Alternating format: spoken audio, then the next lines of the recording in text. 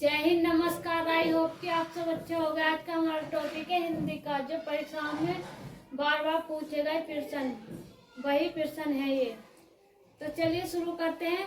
रंगमंच के पर्दे के पीछे के स्थान को क्या कहते हैं? तो वो क्या कहा जाता है? पृष्ठभूमि, नेपथ्य, मंच पृष्ठ, गुहा मंच। तो क्या करेंगे हम? रंगमंच के पीछे के पर्दे के स्थान को जल्दी से बताइए आप। सोचिए क्या हो सकता है इसमें। पृष्ठभूमि हो सकता है, नेपथ्य हो सकता है, मंच पृष्ठ हो सकता है, गुहा मंच हो सकता है। तो क्या है इसमें हमारा आंसर? नेपथ्य है। आगे बात करते हैं नेक्स्ट प्रश्न पर। तैरने की इच्छा को क्या कहते हैं? तो तैरने की इच्छा को क्या कहते हैं? तरणोच्छा कहते हैं, तितिक्षा कहते हैं, तरणोच्छा कहते हैं, जलोत्तरण इच्छा कहते हैं। तो क्या कहते हैं तैरने की इच्छा को? जल्दी से सोच कर देखो, जल्दी बताओ क्या कहते हैं इसे? जलोत्तरण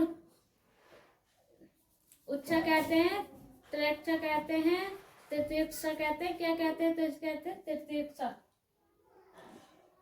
आगे बात करते हैं नेक्स्ट प्रश्न पर। हाथी की पीठ पर रखे जाने वाले आसन के लिए शुद्ध शब्द है। तो हाथी की पीठ पर रखे जाने वाले आसन के लिए शुद्ध शब्द क्या होगा? जीन होगा, ओधा होगा, काठी होगा, बख्तर होगा। तो क्या होगा? जल्दी से सोचिए क्या हो सकता है इसमें, और कमेंट बॉक्स में आंसर बताया करें आप सब। तो इसका क्या हो सकता है? ओधा। आगे बात करते हैं नेक्स्ट प्रश्न पर। उपनिवेश से संबंध हो जिसका उसके लिए एक शब्द है। तो उपनिवेश से संबंध हो जिसका उसके लिए एक शब्द क्या हो सकता है? उपनिवेशिक हो सकता है, अनुप्रमेय हो सकता है, अप्रमेय हो सकता है, अप्रमाणिक हो सकता है। तो क्या हो सकता है? तो क्या होगा इसमें? अप्रमेय। आगे बात करते हैं नेक्स्ट क्वेश्चन पर। उत्तराधिकार में प्राप्त संपत्ति के लिए एक शब्द है। तो उत्तराधिकार प्राप्त संपत्ति के लिए एक शब्द क्या होगा? रिक्त होगा, धरोहर होगा, संदाय होगा, वसीयत होगा। तो क्या होगा इसमें? मैं तुम्हें 10-5 सेकंड का समय दूंगी ताकि आप पहले से सोच सको कि इसका आंसर क्या है, और फिर उसे कमेंट बॉक्स में बताया करें आप सब। तो क्या हो सकता है? रिक्त। आगे बात करते हैं अगले प्रश्न की। गिरा हुआ के लिए एक शब्द है। तो गिरा हुआ के लिए एक शब्द क्या है? पतित है, लुंठित है, धराशायी है, पताकी है। तो क्या हो सकता है गिरा हुआ के लिए एक शब्द? जल्दी बताइए। तो ये है पतित। आगे बात करते हैं नेक्स्ट प्रश्न पर। गुरु के समीप रहकर शिक्षा ग्रहण करने वाले के लिए एक शब्द है। तो गुरु के समीप रहकर शिक्षा ग्रहण करने वाले के लिए एक शब्द क्या हो सकता है? कुलवासी हो सकता है, छात्रवासी हो सकता है, अंत्यवासी हो सकता है, आश्रमवासी हो सकता है। तो क्या हो सकता है इसमें? जल्दी देखिए क्या होगा। तो इसमें होगा अंत्यवासी। आगे बात करते हैं नेक्स्ट प्रश्न पर। अपना उद्देश्य पूर्ण होने पर संतुष्ट ऐसे व्यक्ति के लिए एक शब्द है। तो क्या हो सकता है इसमें? कृतकृतज्ञ हो सकता है, कृतज्ञ हो सकता है, आभारी हो सकता है, कृतांत हो सकता है। तो क्या होगा इसमें? जल्दी से देखिए क्या हो सकता है। तो इसमें होगा कृतज्ञ। आगे बात करते हैं नेक्स्ट प्रश्न की। नियम विरुद्ध असामाजिक कार्य करने वालों की सूची के लिए एक शब्द है। तो अनियम विरुद्ध असामाजिक कार्य करने वालों के लिए एक शब्द क्या होगा? अपराध सूची होगा, काली सूची होगा, अवैध सूची होगा, श्वेत सूची होगा। तो क्या हो सकता है? जल्दी देखिए।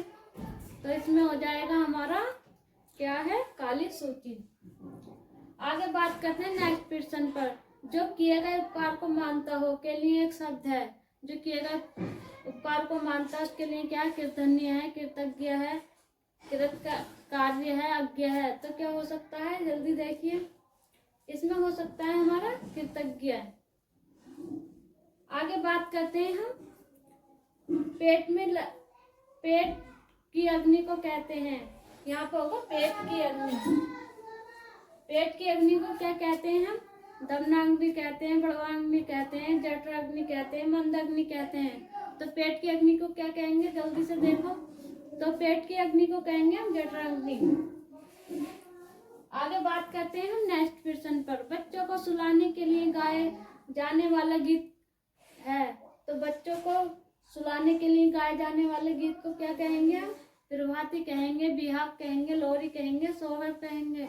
तो क्या कहेंगे हम इसको? जल्दी देखिए। तो इसको कहेंगे हम लोरी। उम्मीद है कि सबको समझ में आ रहा होगा और आगे देखते हैं। करते हैं नेक्स्ट क्वेश्चन पर। निम्नलिखित में से कौन से जल के लिए उपयुक्त नहीं होता? तो निम्नलिखित में से कौन जल के लिए उपयुक्त नहीं होता? अनंग नहीं होता, सलिल नहीं होता, तोय नहीं होता, अब नहीं होता। तो सोचिए, बताइए कौन सा नहीं होता जल के लिए प्रयुक्त? तो कौन सा नहीं होगा? अनंग। आगे बात करते हैं नेक्स्ट क्वेश्चन की। किस क्रमांक में खिड़की का पर्यायवाची नहीं है? तो किस क्रमांक में खिड़की का पर्यायवाची नहीं है? जल्दी सोचिए और बताइए। वातायन, गवाक्ष, झरोख, द्वार। तो कौन सा नहीं होगा खिड़की के लिए? तो खिड़की के लिए नहीं होगा द्वार। द्वार घर का होता है। और यहाँ पर एक बात और जान लीजिए, गवाक्ष है, आपने ये शब्द पहली बार सुना होगा या फिर सुन लिया हो। ये गवाक्ष जो होता है, पुराने महलों में खिड़कियां बनी होती थी तो उनके लिए गवाक्ष कहा जाता था। उम्मीद है कि समझ में आया होगा। आगे बात करते हैं नेक्स्ट क्वेश्चन पर। इनमें से कौन सा शब्द प्रकाश का पर्यायवाची है? तो कौन सा है? पावस है, विवाह है, पहु है, परस्त है। तो कौन सा हो जाएगा प्रकाश का पर्यायवाची? विवाह। आगे बात करते हैं नेक्स्ट क्वेश्चन पर। अर्जुन का पर्यायवाची है। तो अर्जुन का पर्यायवाची क्या है? धनंजय है, सुरपति है, पुरेंद्र है, शरक है। तो क्या हो जाएगा अर्जुन का पर्यायवाची? जल्दी देखिए क्या हो सकता है इसमें। तो इसमें हो जाएगा धनंजय। आगे बात करते हैं हम नेक्स्ट क्वेश्चन पर। चांदनी शब्द का पर्याय नहीं है। तो चांदनी शब्द का पर्याय क्या नहीं है? ज्योत्सना नहीं है, चंद्रिका नहीं है, कुमुदी नहीं है, शुभ्र नहीं है। तो क्या हो जाएगा? चांदनी का पर्यायवाची नहीं है। देखो, ज्योत्सना तो हो जाएगा, चंद्रिका भी है और कुमुदनी भी है।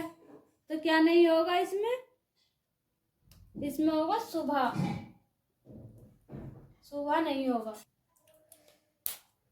आगे बात करते हैं नेक्स्ट क्वेश्चन पर। कौन सा पक्षी का पर्यायवाची नहीं है? तो कौन सा नहीं है पक्षी का पर्यायवाची? केकई है, खग है, अंडज है, बिहग है। तो कौन सा नहीं होगा इसमें? जल्दी देखिए। इसमें हो जाएगा हमारा केकई। ये किसका है? ये है मोर का। आगे बात करते हैं नेक्स्ट क्वेश्चन पर। किस क्रमांक का शब्द सर्प का पर्यायवाची नहीं है?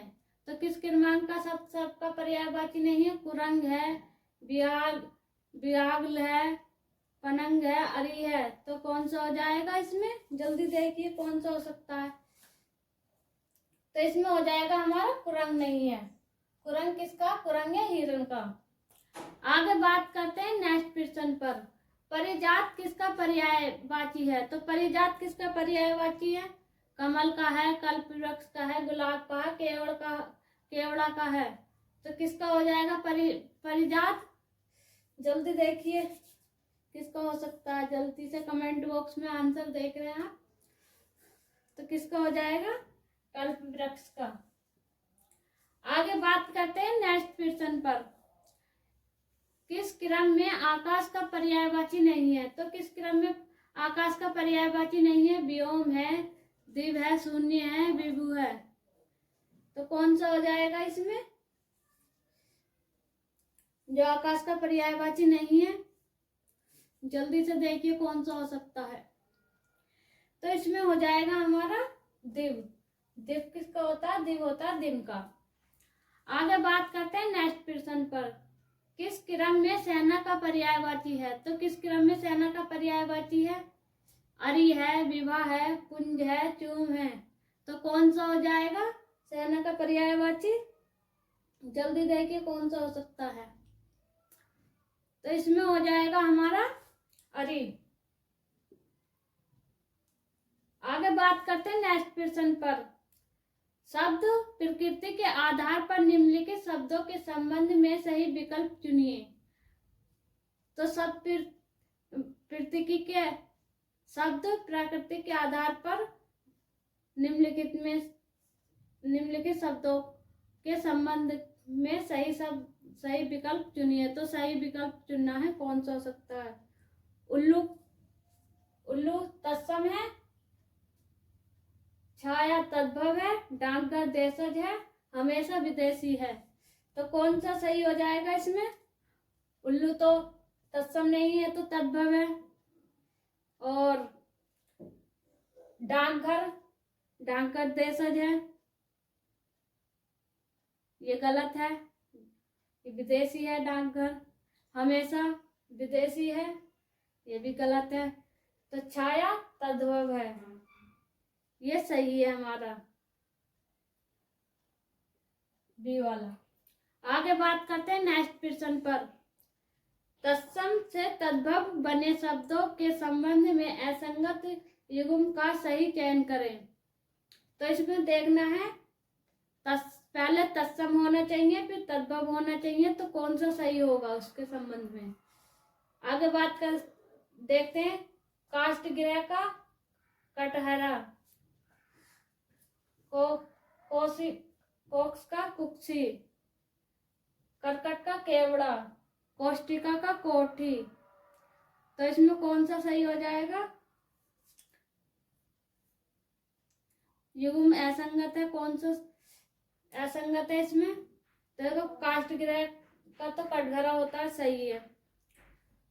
और कोक्सी कुक्षी ये देख लेते हैं। करकट केवड़ा सही है, कोष्टिका कोठी सही है। ये जो है कोक्स कुक्षी, तो ये यहाँ पर तत्सम, ये तद्भव है, ये तत्सम है। तो हमारा ये बी वाला गलत हो जाएगा। मतलब सब तो सही लिखे हुए हैं, लेकिन जो है इसमें क्रम से लगाना है, तत्सम से तद्भव बनाने हैं। तो ये है, ये इसका जोड़ा है, ये तद्भव से तत्सम बन रहा है, लेकिन हमें बनाना है तत्सम से तद्भव। उम्मीद है कि आप सबको समझ में आया होगा। वीडियो अच्छा लगा हो तो वीडियो को लाइक करें, शेयर करें। चैनल पर नए हैं तो चैनल को सब्सक्राइब करें।